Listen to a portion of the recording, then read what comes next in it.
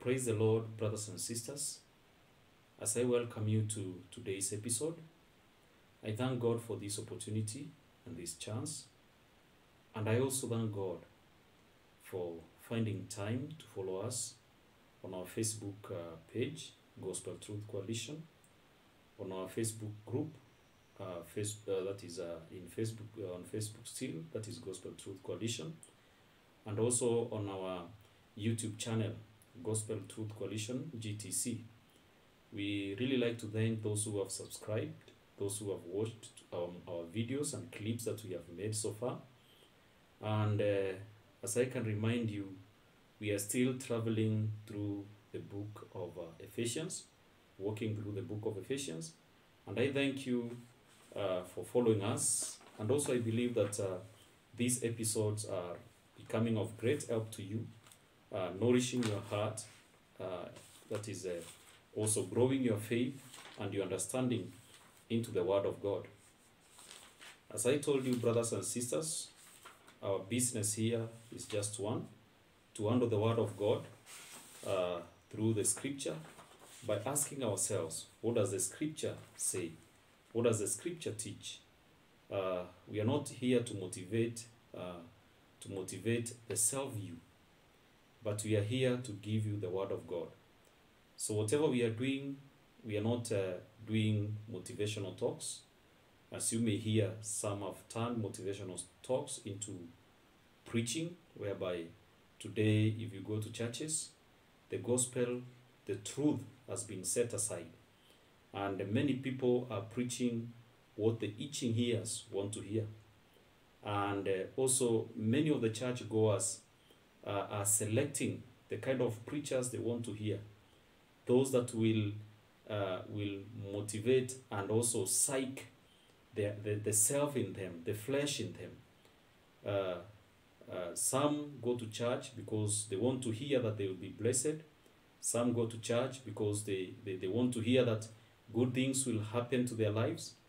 And therefore, we have gone there to make deals and also to make business with God, whereby you give to God either service, you give to God either your money, and the moment you do that, you don't do it worshipingly or in truth, but rather you are making a deal with God. God, I give you this, you should give me this. So at the end of the day, it's a business that is a buyer seller kind of relationship. I give you my service, you give me the blessing. But remember the words of Christ Jesus. He said, seek ye first the kingdom of God and its righteousness, and the rest shall be added unto you. So the pursuit of a Christian, the pursuit of a Christian who has grown in the Word of God, it is the kingdom of God and its righteousness.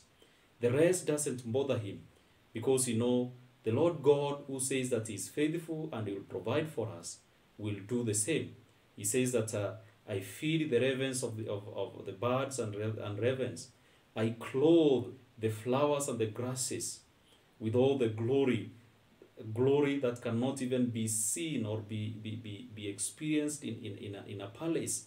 How much more can he do to us? How much more can he provide for us? So brothers and sisters, Gospel Truth Coalition has been purposely formed in order to bring proper perspective of the Word of God, so that we can hear the Word of God the way the writer of these books intended to communicate with those that he was writing to, as he was inspired by the Spirit of God. So remember, we are not giving the Word our meaning, but rather we are reading the Word, and the Word is giving us its meaning through the revelation of the Holy Spirit and through the intended meaning that the writer intended to give. So our purpose is actually to help you understand the Word of God and hear it differently, maybe, than the way you have been taught in other places, or you have been listening from other sources and other places. So may God bless you as you endeavor to listen, as you endeavor to follow us. We know that you'll be blessed. We know that God will be able to open your mind. As we said earlier, the Spirit of God will come upon you. He will give you understanding, wisdom, and the revelation that will help you to understand properly what God intends to say from His Word. Lastly, I will say that we are not holding on to a certain church. That is, we are not fixing our membership to a certain church, but rather we are interdenominational. So wherever church that you attend to, whatever place that you go to receive teachings, whatever place that you go to worship your God, you are welcome to be with us. You are welcome to listen from us, because our intention is to build the body of Christ Jesus, not to build names for denominations, but we are here specifically for the Word of God and for the truth, which is what the only thing that can set us free. Now, last time we were reading through Ephesians, the book of Ephesians, chapter 1, and we studied up to verse 19. And what we came to realize is that we are going to go through each and every verse one by one as we ask ourselves what was in the mind of Paul as he was writing every chapter and every line and every word that is in these verses. So I'll read the verses. Today we are going to study from chapter 1, verse 20 to 23. So I'll read from verse 18. The eyes of your understanding being enlightened, that you may know what is the hope of his calling, what are the riches of his glory, and of his inheritance in the saints, and what is the exceeding greatness of his power towards us who believe, according to the working of his mighty power. Verse 20. Which he worked in Christ when he raised him from the dead and seated him at his right hand in the heavenly places, far above all principality and power and might and dominion and every name that is named, not only in this age but also in the age which is to come. And he put all things under his feet and gave him to be the head over all things to the church, which is his body, the fullness of him who fills all in all. So, brothers and sisters, today I want us to study Christ Jesus. We are going to study Christ Jesus, his resurrection, the significance of his resurrection, where Christ is now, the authority given to Christ, and the relationship between Christ and church. The relationship between Christ and church. But first of all, let us start with verse 20. Verse 20 talks about the resurrection of Christ Jesus, which he worked in Christ when he raised him from the dead and seated him at the right hand in the heavenly places. So first of all, we are going to study the resurrection of Christ Jesus. So, brothers and sisters, our greatest hope is in Christ Jesus. Christ Jesus was born of the Virgin Mary. He spent his time here on earth preaching the truth and enlightening people, bringing them to light. And then from there, a very important thing also happened in his life. He died for our sins, to redeem us. He died for our sins. His blood was poured so that he can cleanse us. But the thing that we need to understand is that Jesus did not die and remain within the dead, but Jesus died and resurrected. He died and rose from the dead. As the angels were telling those people who went to visit the temple to see if Christ was there, or what has happened to the body of Christ, he told them, he asked them a question: why are you seeking the living among the dead? So, in other words, what we are saying is that Christ died, and in the third day, he rose from the dead. And this is our greatest hope, which Paul is saying that that is preaching. Our faith and our hope could not have been there if really Christ Jesus never rose from the dead. But because of his resurrection from the dead, this one has given us great hope, as we are going to see later. But then there are so many people who ask themselves, did Jesus actually raise from the dead? Did Jesus resurrect from among the dead? We are going to see a testimony of three people. A testimony of three people who testified about the resurrection of Christ Jesus. The first person is Jesus himself. Jesus himself testified about his resurrection in so many instances, as we are going to see from the Bible. But we are not going to analyze all of them. We are going to see some of these instances that will give us a proof that Jesus himself testified about his resurrection. And first of all, we are going to see from the book of Matthew chapter 17 verse 9. Matthew chapter 17 verse 9. And when they had lifted up their eyes, they saw no one but Jesus only. Now as they came down from the mountain, Jesus commanded them, saying, tell this vision to no one until the Son of Man is risen from the dead. Now this is an occurrence that happened when Peter, James, and John experienced actually the transfiguration of Christ Jesus. When Christ Jesus was transfigured before them. And the Bible records that he changed, the clothes that he was wearing changed. His face changed. And he wore another glory. He got another glory in him. We are not saying that Jesus had lost his glory and he was going to replenish the glory. No. He was the glorious Son of God. But there's something that Christ Jesus wanted these people to experience. He wanted to grow their faith in him. And therefore, when he took the three to the mountain, he wanted them to experience and also get a testimony of who Christ was. And the Bible records that when they had lifted up their eyes, they saw no one but Jesus only.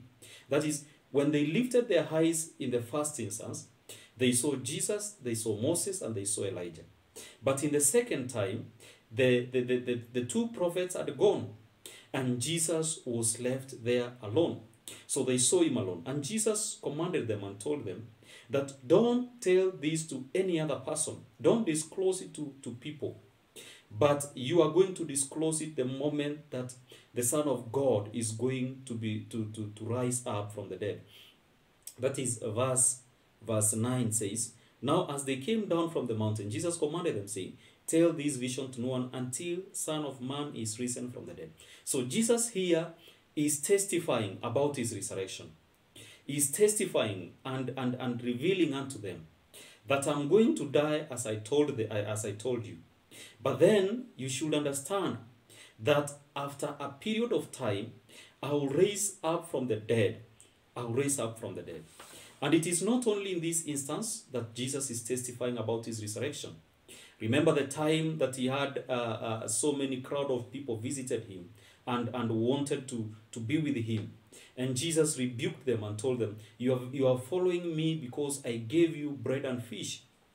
And later Jesus was trying to convince them that he is the Son of God. He is Christ the Messiah. And then these people asked him for a sign so that it can be approved that really he is the Son of God. And Jesus told them that there will be no sign that will be given unto you, only the sign of Jonah. And you remember what happened to Jonah? He was drawn to the sea, and then Jonah was swallowed by the big fish. And he stayed in the belly of the big fish for 3 days, and that day he was spitted out so that he can go and preach to the disobedient and the sinful people of Nineveh. So the swallowing, that is when Jonah was swallowed by the fish, if we look at it clearly, it indicated clearly that the Messiah will come, as Jesus is trying to say. That the Messiah will come, he will be swallowed by death. But then death will not hold him longer for a long time. And he is going to come out from the death victoriously and powerfully. So Jesus was telling these people that the only sign that can be given unto you so that you can believe I'm the Son of God is my death and resurrection. The third day I'll come out of that death victoriously. The way Jonah was brought out of the fish belly by God, so that he can go and preach to these people and make them repent. There is another instance where Jesus argued with the leadership of the temple, where he told them, you can destroy this temple, but within 3 days I can raise it up again. So if you read downwards there, the Bible says that Jesus was talking about himself, that they are going to kill him, but in the third day he will rise up from the dead.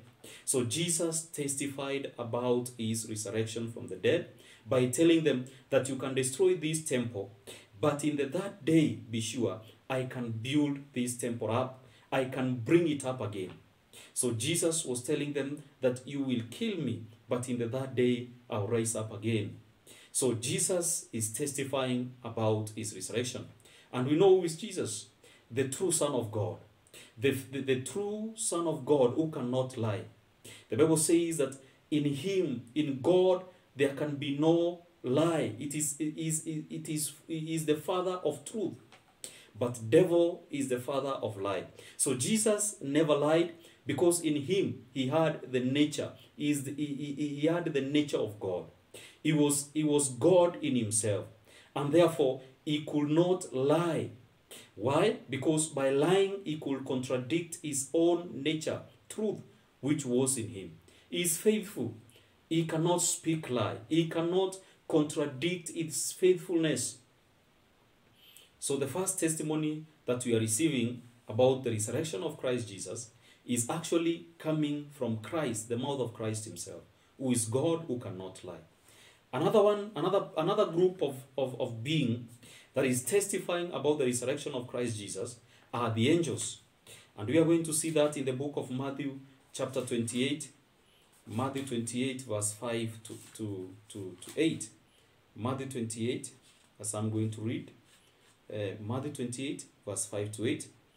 This testimony was given to Mary Magdalene and the other Mary. So the Bible says, verse 5, it says, but the angel answered and let us start from 4. And the guards shook for, let us start from 5. But the angel answered and said to the women, do not be afraid, for I know that you seek Jesus who was crucified. He is not here, for he is risen, as he had said. Come, see the place where the Lord lay, and go quickly and tell his disciples that he is risen from the dead, and indeed is going before you into Galilee. There you will see him. Behold, I have told you. So they departed quickly from the tomb with fear and great joy, and ran to bring his disciples word. And as they went to tell his disciples, behold, Jesus met them, saying, Rejoice! And they came and held him by the feet and worshipped him. Then Jesus said to them, do not be afraid. Go and tell my brethren to go to Galilee, and they will see me. So here we have an angel trying to tell these people, that is Mary Magdalene and the other Mary, that Jesus is not among the dead. Remember, the angel is here testifying about the resurrection of Christ Jesus. And his testimony is enough to actually cast out every form of doubt within people who don't believe that Jesus Christ rose from the dead. So the angel is testifying to Mary Magdalene and the other Mary, and also is trying to physically show them where Jesus was. And they saw that his physical body was not there. And so therefore he tells them that he is risen. Go and tell others, the disciples, that Jesus Christ is risen, as he had told them earlier also, as we have seen Jesus testifying about his resurrection. And the Bible records that as they ran to tell other disciples, Jesus appeared to them, and they worshipped him, and he told them to tell other disciples to go to Galilee, and there they will be able to see him. So the testimony of the angel is coming here now, convincing us that actually Christ Jesus, recounting of how Christ Jesus rose from the dead. Another testimony that we need to actually consider is the testimony of the disciples and the apostles of Christ Jesus. So we are going to read from the book of Acts chapter 3, and we see also Peter testifying about the resurrection of Christ Jesus when he healed this young man who was at the temple door, who was begging for money. And then later people came, and he took that opportunity as they gathered before him to preach to them about Christ Jesus, and many of them actually believed in Christ Jesus. So Acts chapter 3, verse 14 to 15, the Bible says, but you denied the Holy One and the just, and asked for a murderer to be granted to you, and killed the Prince of Life, whom God raised from the dead, of which we are witnesses. So here we hear the testimony, the witness of an apostle, the follower of Christ Jesus. And therefore, when I look at the testimony of the apostles or the followers of Christ Jesus, it gives me a conviction within me. It gives me that, it builds my faith to believe that actually Christ Jesus rose from dead. Remember, these are the apostles who gave their lives. They died because of this testimony. They died because of testifying about the death and the resurrection of Christ Jesus and who Christ Jesus was. So if actually the resurrection of Christ Jesus was false, then these people could not have risked their life to die for something that was false. But they gave out their life. They gave out themselves to die because they knew that whatever they are testifying about is true. They knew that whatever they were testifying about is not a lie, but true. True and true indeed. So, apart from that, we have seen the testimony of Jesus, we have seen the testimony of the angels, and the testimony of the apostles. Now, there's something I want us to realize. Is this testimony enough? Is this testimony enough to convince us that Christ Jesus rose from the dead? Let us read from the book of John chapter 8, verse 17. Verse 17, it says, and it is also written in your law that the testimony of two men is true. And this is where Jesus was giving his self-witness. He was witnessing about himself. But then later he's telling them that that actually the prophets of the old testified about him. The law itself testified about him, and so on and so on. So at the end of the day, Jesus is trying to convince them by taking them back to their law, so that they may understand that he is not the only one who is testifying about himself. God is testifying about Christ in signs and wonders. The prophets of the old, like Isaiah, Moses, they testified about him. Jeremiah and all the prophets of the books of the Old Testament, they testified about Christ. And Christ Jesus is testifying about himself. So in other words, he's telling them that there are so many testimonies that have been given about me. And then he's telling them, therefore, because there are so many testimonies testifying about me, go back to your law and read your law and understand what is written there. Because it is also written in your law that the testimony of two men is true. So how many testimonies of the resurrection of Christ Jesus have I given you? I've given you a testimony of the resurrection of Christ Jesus from three sources. One is Jesus, the other one is the angel, and the other one is the apostles, who sacrificed themselves because they knew that whatever they were testifying about is true. So this is not even two, but three. So if at all we can dismiss a testimony of Christ Jesus, we still remain with a testimony of two. That is, even if we say that Jesus cannot testify on himself, then we can say that the angels and also the apostles have testified about the resurrection of Christ. And this testimony comes from two people. And according to the law, the Bible is telling us that the testimony of two people is enough. It is enough to make a testimony to be true and to be true indeed. Then, as we have seen, the testimony of two people is enough. And now we have a testimony of 3 people. Now let us look at the significance of the resurrection of Christ Jesus. How significant is it to us? How significant is it to us as Christians and believers?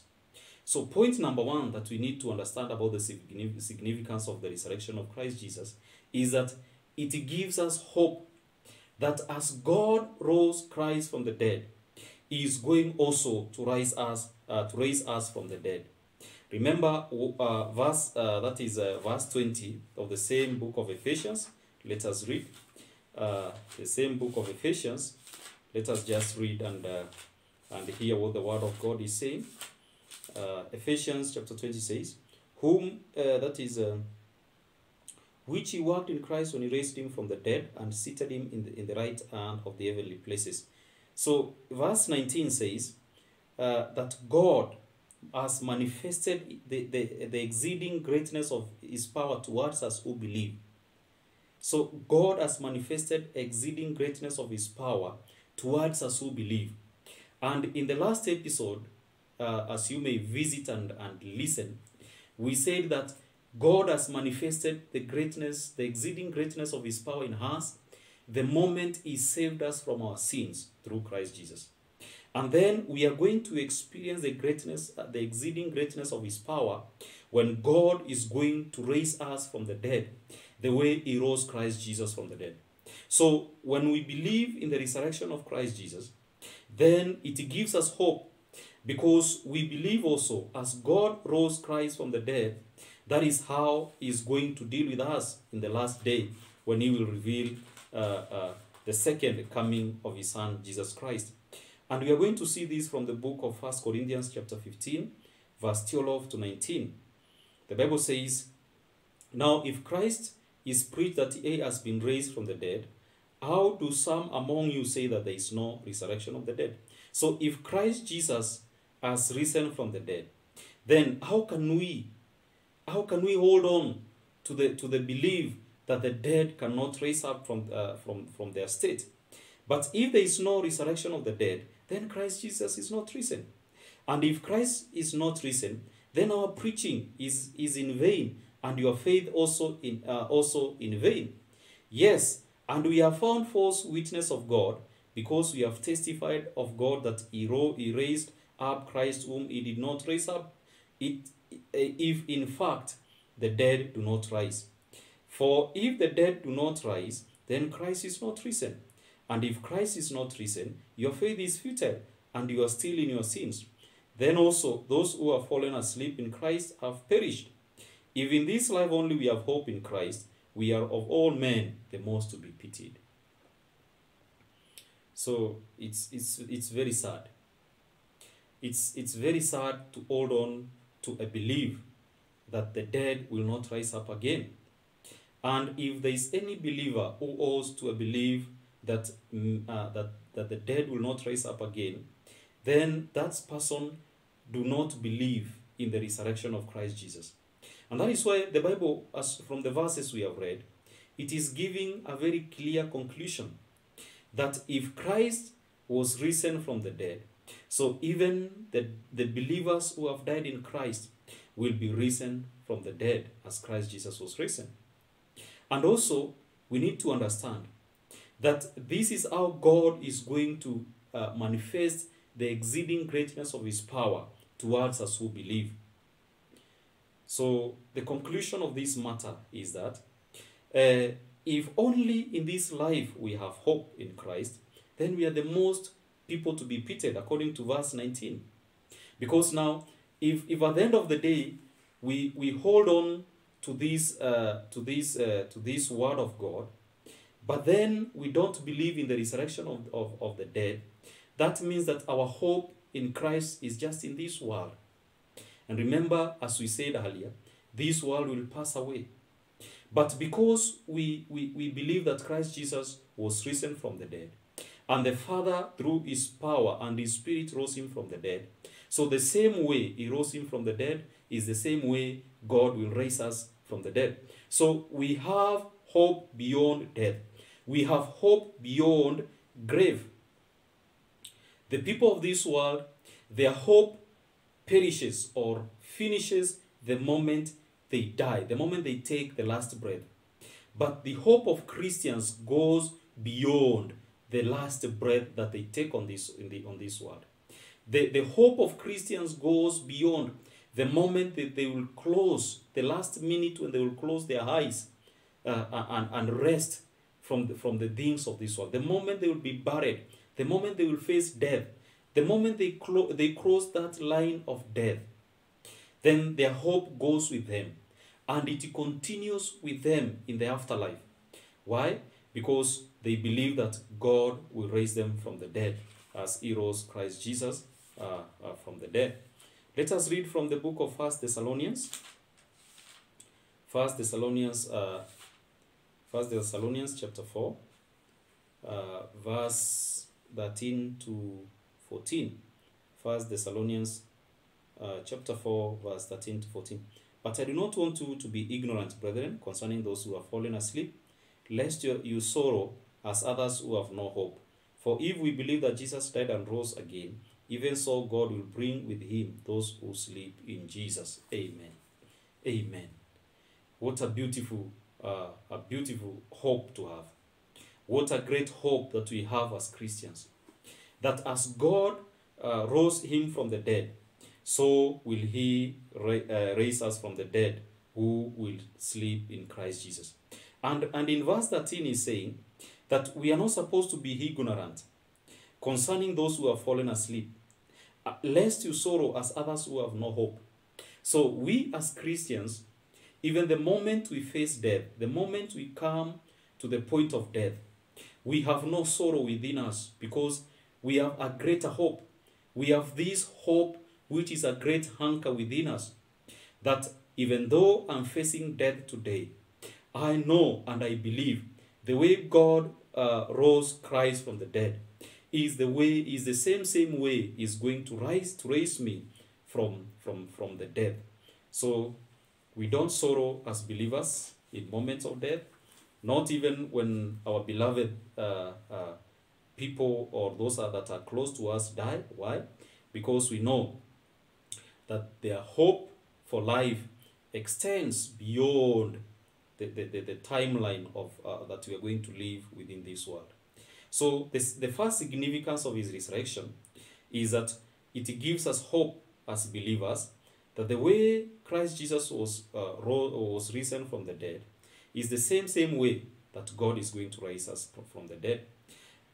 Significance number 2 is that by the resurrection of Christ, death has been conquered. By the resurrection of Christ Jesus, death has been conquered. So we can mock death.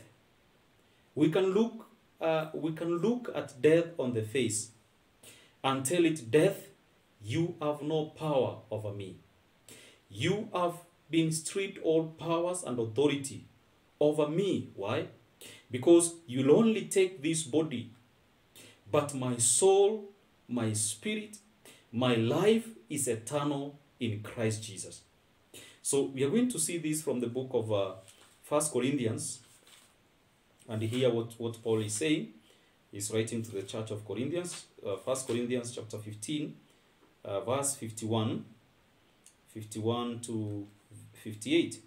So let us start from 50. Now, this I say, brethren, that flesh and blood cannot inherit the kingdom of God, nor does corruption inherit incorruption.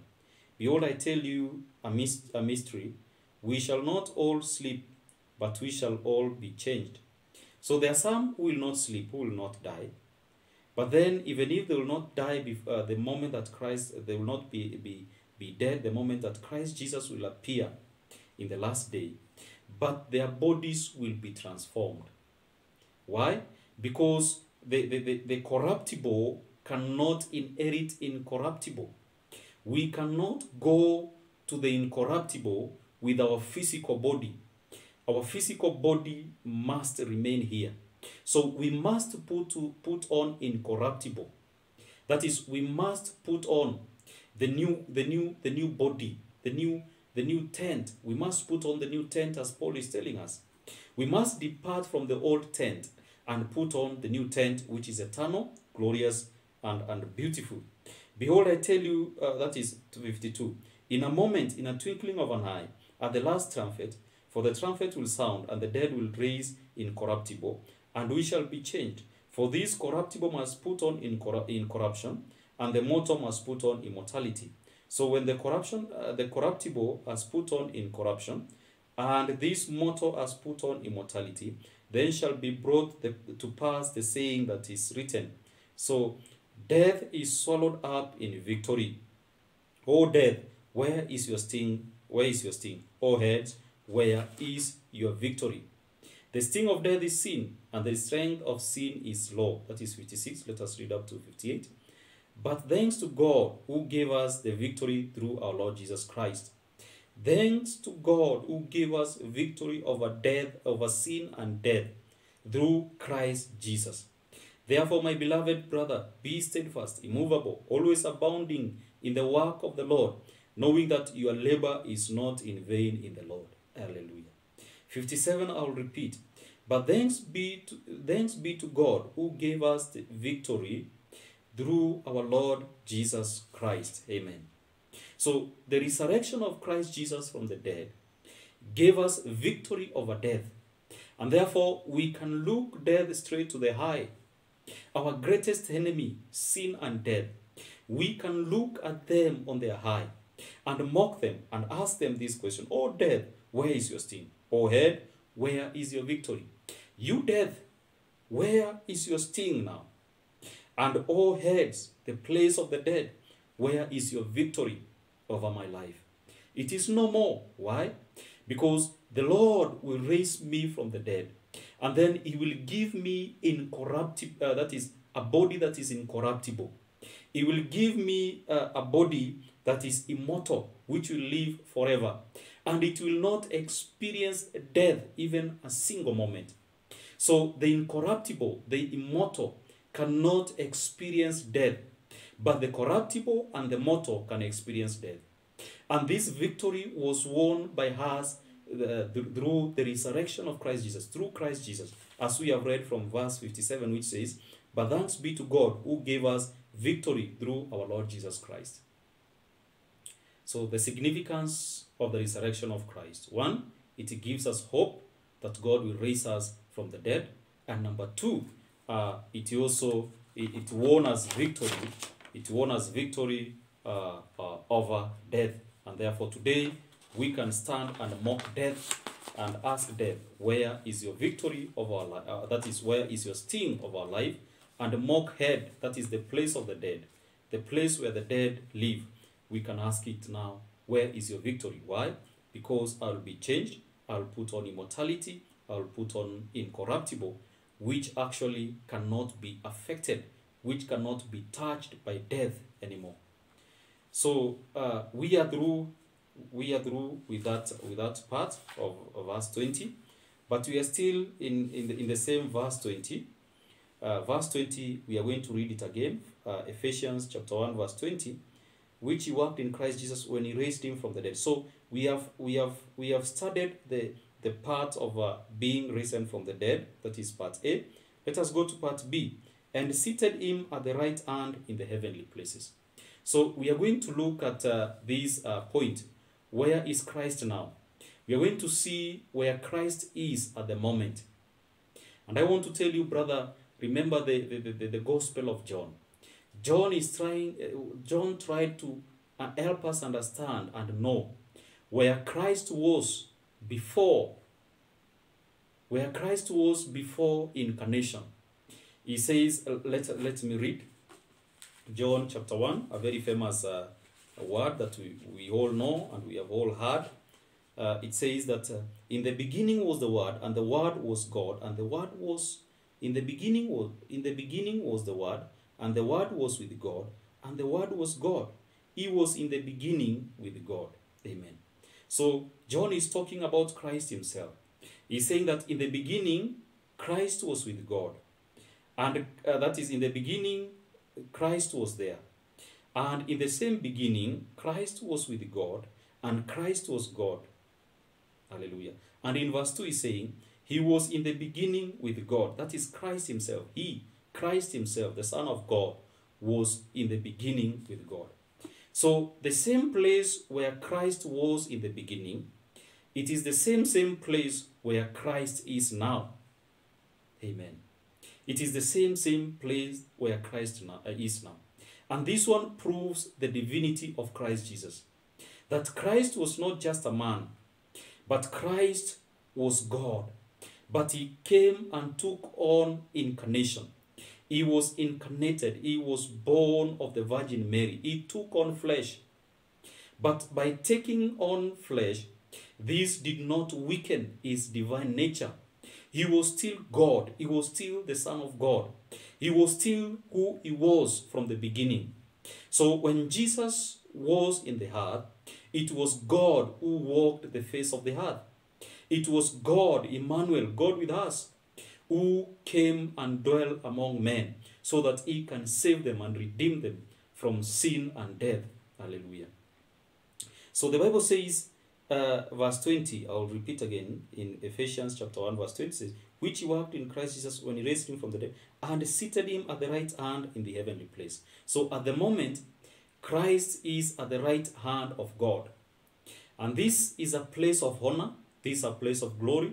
This is a place of authority. This is a place of power. Amen. This is a place of dominion. This is a place that proves who Christ is, the Son of God. The angels are not there. The saints are not seated there. The cherubians are not seated there. The 24 elders are not seated there. But Christ Jesus is seated there. The Son of God, the beloved of God, the chosen one of God, the Lamb of God who took away the sins of men. Hallelujah. John records it very clearly, and he said, I saw the slain Lamb of God before the throne of God. Hallelujah. So God, Jesus Christ is still where he was in the beginning together with the Father.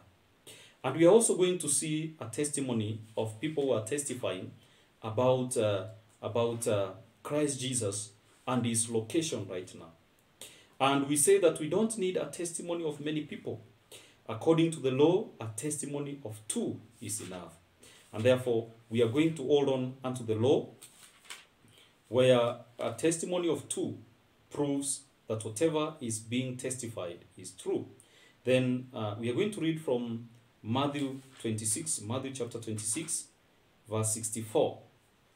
64 says, I'll read from 64. Jesus said to him, it is as you said. Nevertheless, I say to you, hereafter you will see the Son of Man seated at the right hand of power and coming on clouds of heaven. Hallelujah. This is when the high priest was asking him, he was asking him a question, and he asked him, do you answer nothing? What is it that these men testify against you? But Jesus kept silent, and the high priest answered and said to him, I adjure you by the living God, that you tell us if you are Christ, the Son of God. So Jesus is giving this testimony to the high priest. The moment that they decided now, it is time to crucify Jesus, and Jesus had now been betrayed in the Garden of Gethsemane. So here, Jesus is answering the high priest and is telling them, Jesus said to him, it is as you said. Nevertheless, I say to you, thereafter, you will see the Son of Man sitting at the right hand of the power and coming on the clouds of heaven. So Jesus is giving a testimony of himself. After now the resurrection, he is telling them that I will be seated at the right hand of the Father. And you will see me with your eyes in the last day, as I will be coming down. I will come down from where I am seated, and you will clearly see me. Because the Bible says, every eye will see him who was pierced, whom they crucified.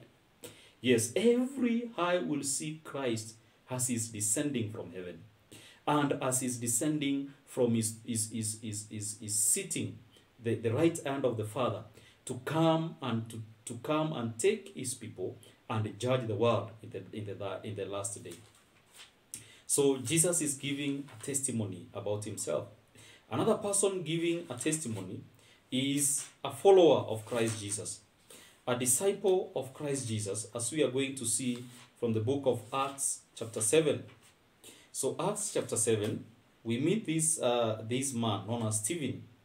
So Stephen was, as he was captured by the Jews, he preached to them, and later these Jews decided to stone him. Let us read what the vision now that he saw.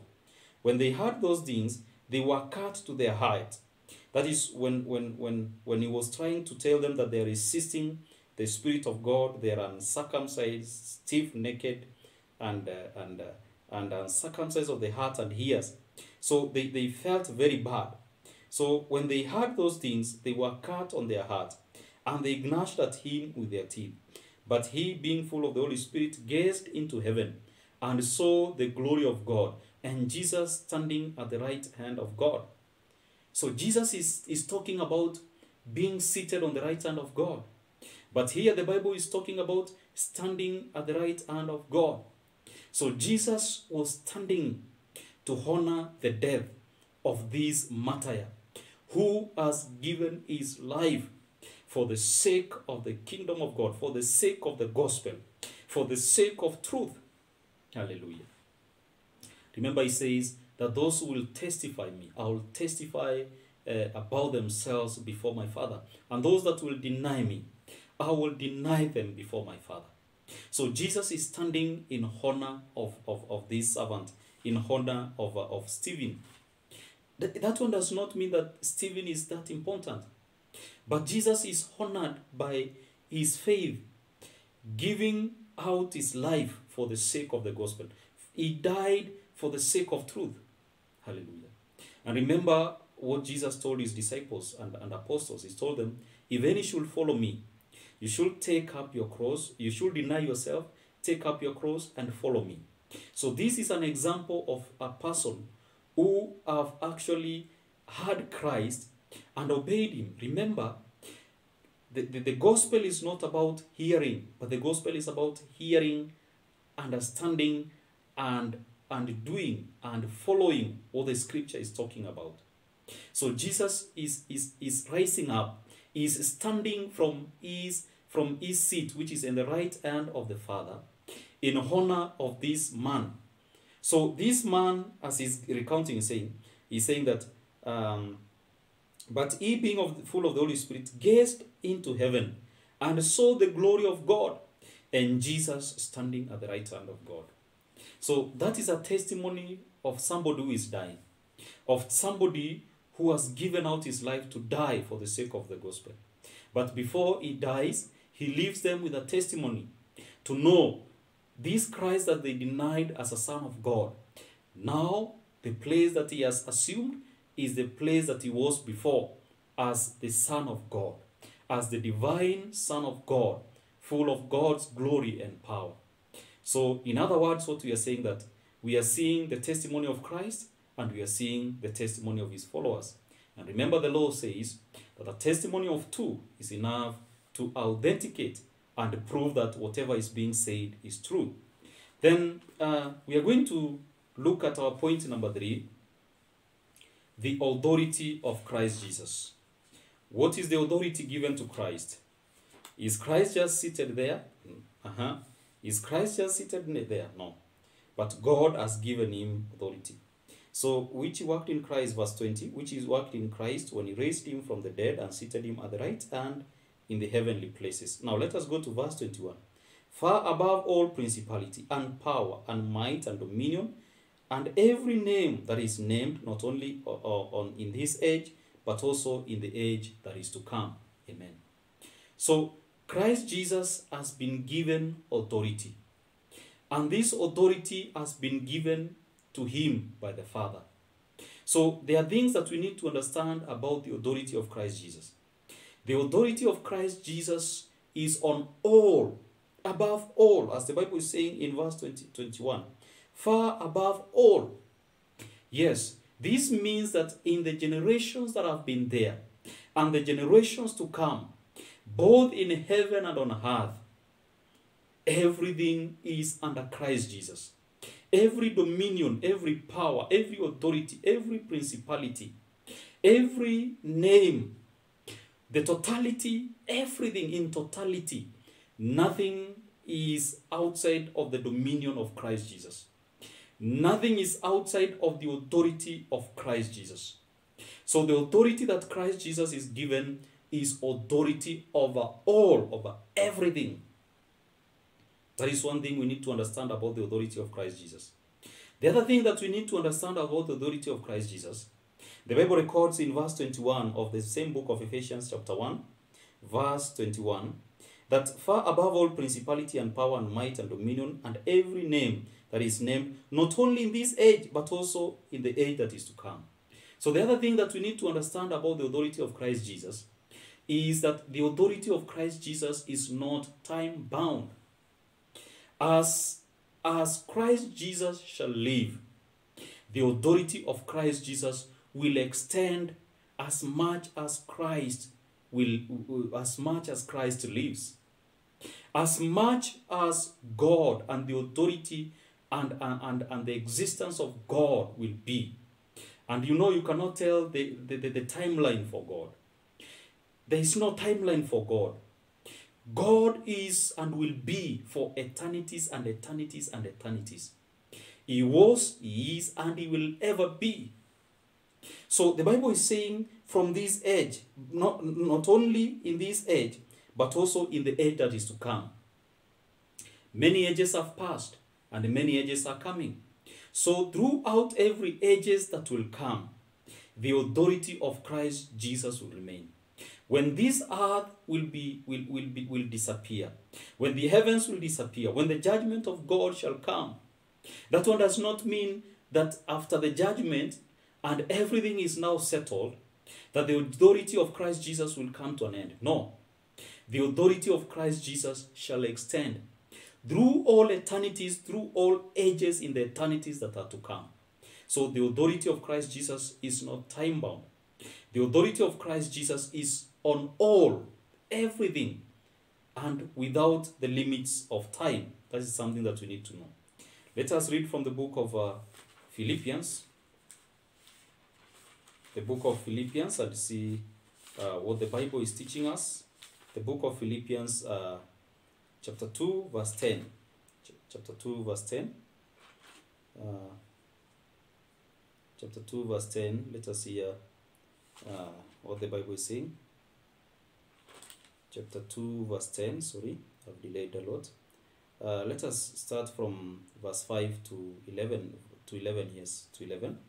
Let this mind be in you, which was also in Christ Jesus, who being in the form of God, did not consider it robbery to be equal with God, but made himself. So, you see, the Bible is saying, who being in the form of God, amen, the divinity of Christ Jesus, he was God, he was in the form of God, did not consider it robbery to be equal with God, but made himself of no reputation, taking the form of a servant and coming to be in the likeness of men.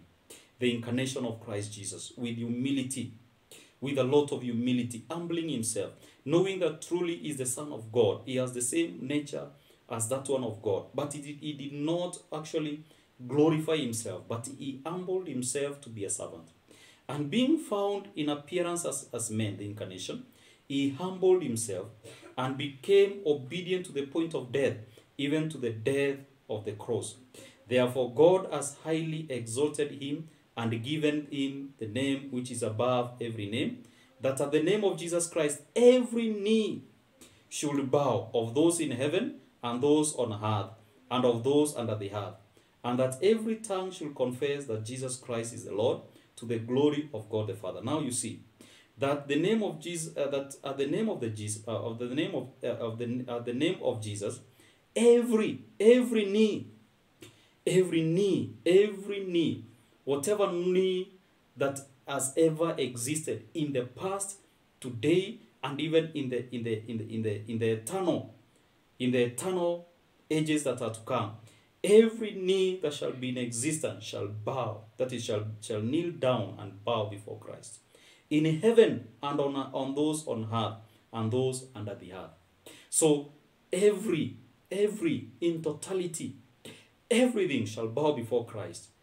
All shall bow before Christ, and they shall confess that Jesus is Lord, to the glory of God the Father. So through this, the Father will receive all the glory for glorifying his Son and giving him authority over all and throughout all ages. So over all without limit, over all without the limits of time.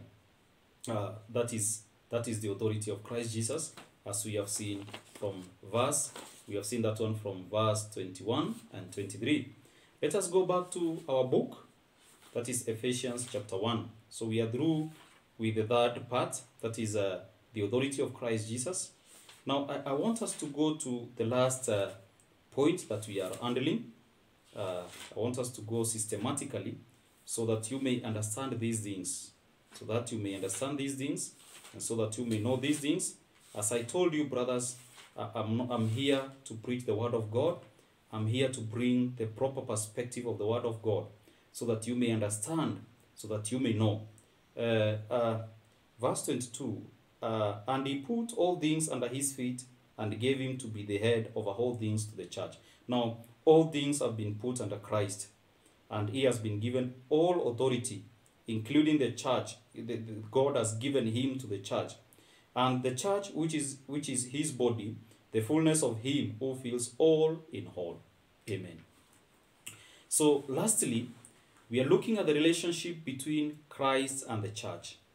What is the relationship between Christ and the church? The relationship between Christ and the church is the same as we are given two examples or two allegories.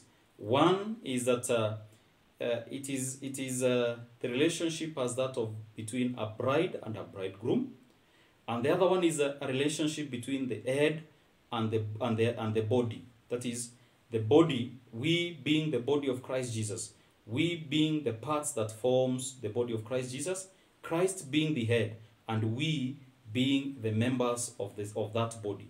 So one is an hand, another one is a leg, another one is an eye, another one is an ear, another one is a toe, and so on and so on. So we join together to form the body of Christ Jesus. So we have a relationship. And examples which actually tells the relationship between the church and Christ. And we are saying one is a relationship of marriage, where we have the relationship of bride and the bridegroom. Then we have the relationship of the head and the body. So, but now what we are going to see, as the Bible is telling, it is saying that, and he put all things under his feet, verse 22 of Ephesians chapter 1, and he put all things under his feet, and he gave him to be head over all things to the church, which is his body, the church, which is his body, the fullness of him who fills all in all. So Christ Jesus is the head of the church. Christ Jesus is the head of the church. The preacher is not the head of the church. The overseer is not the head of the church. The elders are not the head of the church. No any other person can suit to be the head of the church. And if you are there and you say that this church belongs to me, then my brother, I want to tell you, you have replaced Christ from that church. If your name is engraved in the minds of those people, that congregation, that you are shepherding there, then brother, I want to tell you that you have replaced Christ from his body. You have replaced Christ from his church. You are not the head, but Christ is. You are not the authority in that church, but Christ is. You are just a servant. Your master, our master, is the Lord Jesus Christ. So I pity those people who behave and who believe that the church belongs to them. There are so many churches that bear names of people. You will see a pastor or a preacher who has taken his congregation captive, and he has made himself the overall and the one who has all power, absolute power in the church. Remember, I as a preacher is part of the body of Christ Jesus. And those that are under me, not under me, but those whom I am feeding the word of God, they are also part of the body of Christ Jesus. So me and my followers, we make the body of Christ Jesus, and our head being Christ Jesus himself. That is why many will suffer who have preached the word of God. They will suffer in hell. Why? Because of replacing Christ from his body. Because of actually taking the position of Christ in the church.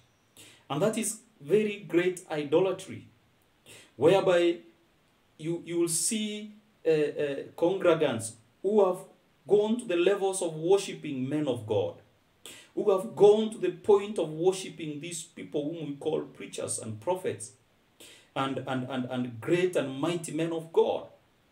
They call themselves great men of God. But remember, Christ said, if you must be great, you must be a servant. And you know what is the meaning of a servant? A servant is lower than those he's serving.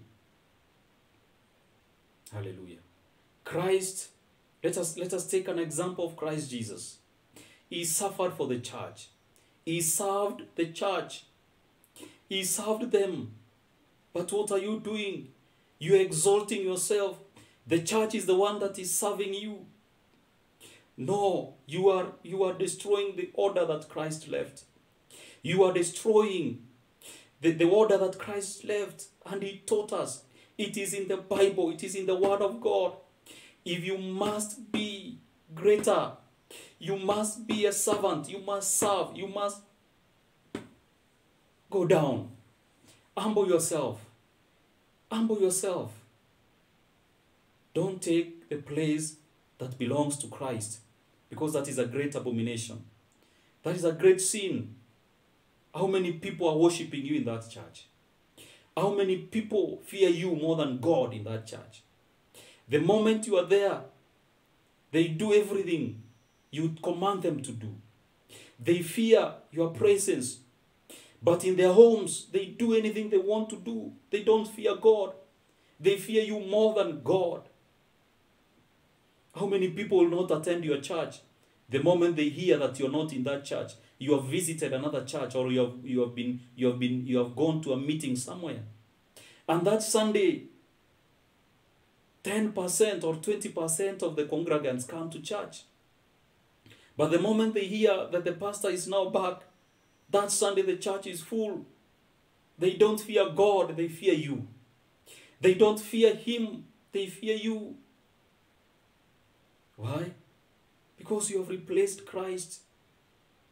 You have replaced Christ in his place. And Christ is no more there.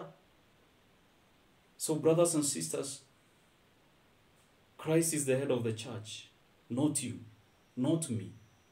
We are just servants.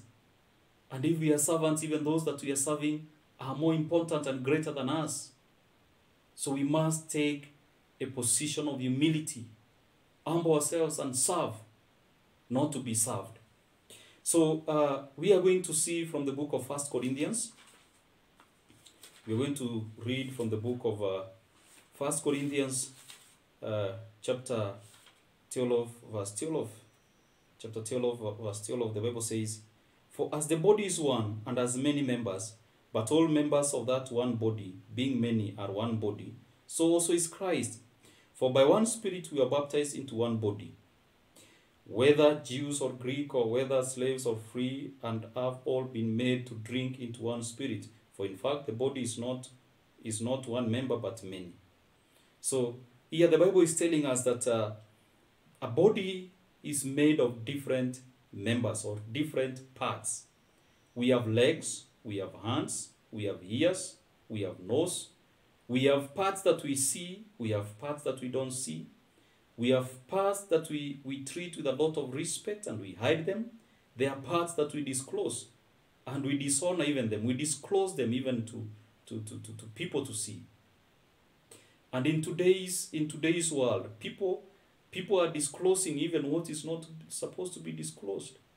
People are walking naked. They don't care. They don't care. Why?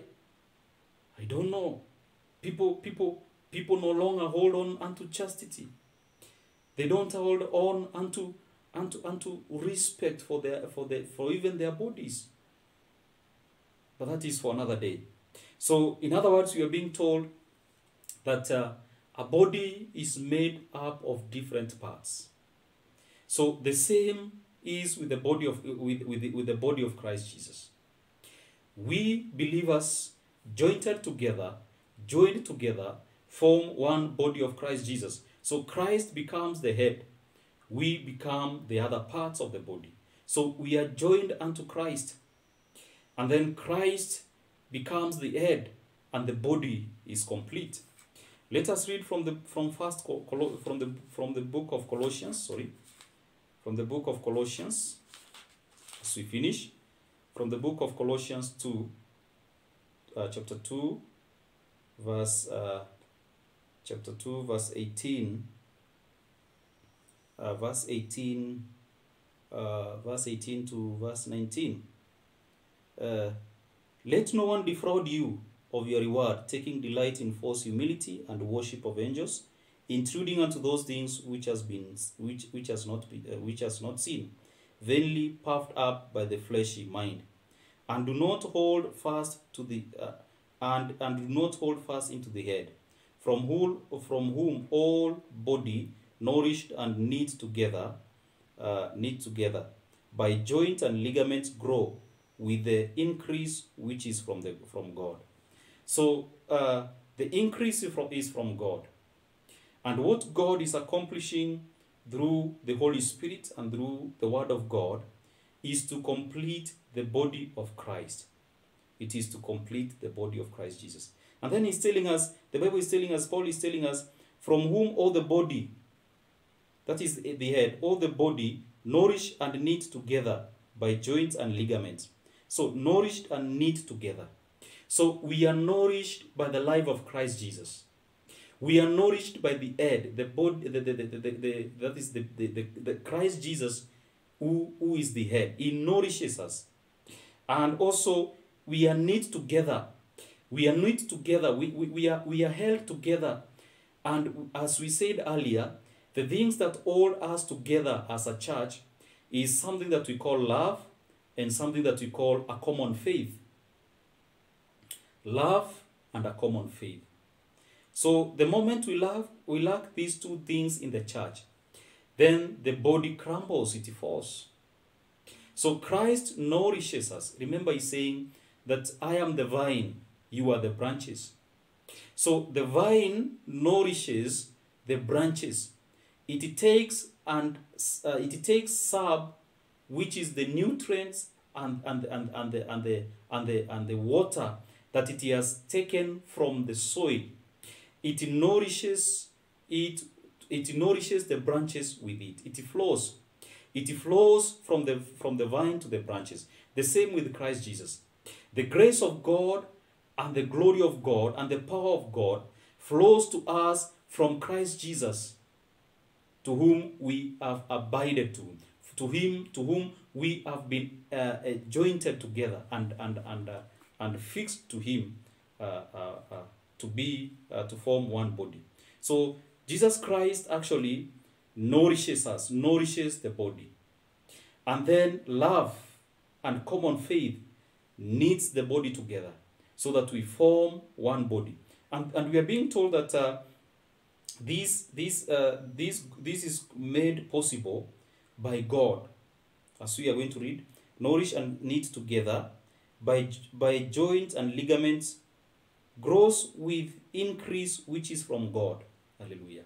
So the body increases and grows by the grace of God and by the power of God, which works through the Holy Spirit of God and through the Word of God, which builds our faith and love and also nourishes us as it feeds our hearts with the truth. So brothers and sisters, we are the body of Christ Jesus. Christ Jesus is the head. We form the body. And we are saying that by grace of God, with the Holy Spirit working the fruits of love and faith in us, we are able to be knit together.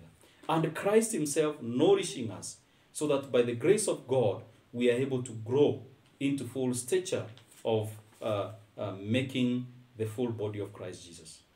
So, brothers and sisters, that is what I had prepared for you today.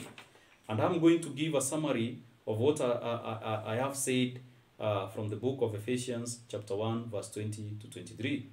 First of all, we have seen the resurrection of Christ Jesus, and we have said that Christ Jesus gave a testimony of himself, the angels gave testimony of the resurrection of Christ Jesus, and the apostles also gave a testimony of the resurrection of Christ Jesus. And we concluded by saying that the law the law on testimony states that a testimony of two is enough to render a certain argument to be true according to the law. And we have also looked at the significance of the resurrection of Christ Jesus. We have said that it gives us hope that God will raise us up as he rose Christ. So he will raise us in Christ Jesus. And also we said that we have conquered death. We have conquered death by Christ himself conquering death for us by raising up from the dead. Then part B from verse 20 also we have looked at the place where Christ is now, the positioning of Christ right now, and we have said that Christ is at the right hand of God, a testimony given by Christ and his followers, and we have said that he is in a place of honor, a place of glory, a place of authority, a place of power, a place of glory. Then we have also looked at the authority of Christ Jesus from verse 21 to verse 22, and we have said that the authority of Christ Jesus is on all. None is outside of the authority of Christ Jesus. And we have also said that the authority of Christ Jesus is not time-bound. It extends from the past, from the beginning, and even from before the beginning up to the end not even to the end, up to eternities that are to come. Remember, even if the Bible, the book of Genesis says in the beginning, and the book of John says in the beginning, remember God was there even before the beginning was. You know, the Bible records the beginning because our minds can only start from the beginning. We cannot know what happened before the beginning. So that is why we are being informed about the beginning, because that is what our mind can accommodate. But before the beginning, before the foundation of the world, God was there. The Father was there. Jesus was there. The Holy Spirit was there. So the authority of Christ extends beyond time, beyond the time that we know as human beings, from eternities to eternities. And the last thing we have seen is that we have tried to see the relationship between Christ and the church. And we have said that this relationship is as two ways, that is a marriage, a bride and a groom, and also a body, the head and the other parts of the body, which are joined together by love and by faith, being expanded and grown by God, and being nourished also by Christ Jesus. So may God bless you. May God be with you. Next time we are going to look at the book of Ephesians chapter 2, and we are going to travel together through this book and learn more as God is helping us. So let us pray. Our Father, we thank you. We honor your name. We praise you, God, for what you have taught us. We have learnt about the resurrection of Christ. We have learnt about the place where Christ is. We have also learnt about the authority of Christ. And we have also learned the relationship between the church and Christ himself. Our Father, we thank you for helping us to understand this mystery, because this truth sets us free the moment we understand it and the moment we believe it, our Father. I continue, God, my Father, to pray for my believers. That is for my listeners, my God, that you may continue to grow them in your word. That you may continue, Father, my God, to help them to understand these issues, Jehovah, King of glory. And at the end of the day, as God, their faith is going to grow in Christ and in you, my dear everlasting God. All glory and honor shall be unto you, Jehovah, Father. May you grow them, may you expand them in knowledge, in understanding, and in wisdom, Jehovah, Father, so that, God, they may know you. For I remember the words of your Son, Jesus. He said, and this is eternal life, that they may know you, God. My Father, allow them to know you, God. Open their minds that they may know you. Open their minds that they may know the true word of God, which is able to set them free, and which is able, God, my Father, to shine light unto their hearts, so that they can rejoice through all eternities in your Son, Jesus Christ. We thank you and we honor you, and it is in Jesus' name we pray. Amen. My brother and my sister, God bless you. Don't forget to visit our pages. That is our page in Facebook, Gospel Truth Coalition. We have a group in also on Facebook, Gospel Truth Coalition. And also we have a YouTube channel known as Gospel Truth Coalition, GTC. You can visit, like, and subscribe, and also share with other friends, so that you can be able to grow the body of Christ. May God bless you. May God be with you. Amen. Amen. Shalom.